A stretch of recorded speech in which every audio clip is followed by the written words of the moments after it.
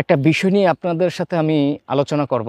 দেখুন, বর্তমানে আমার ফেসবুক পেজে একটি পেজের মধ্যে কোনো সেটআপ নেই, মনিটাইজেশন কোনো সেটআপ নেই, অ্যাডস অন রিলস নেই, কন্টেন্ট মনিটাইজেশন নেই, ইনস্টিমেটস নেই। এখন আপনারা আমার ভিডিও থেকে কিন্তু ইনকাম হচ্ছে। দেখুন, আপনারা স্ক্রিনে চোখ রাখুন, দেখুন আমার ভিডিও থেকে কিন্তু বর্তমানে ইনকাম হচ্ছে।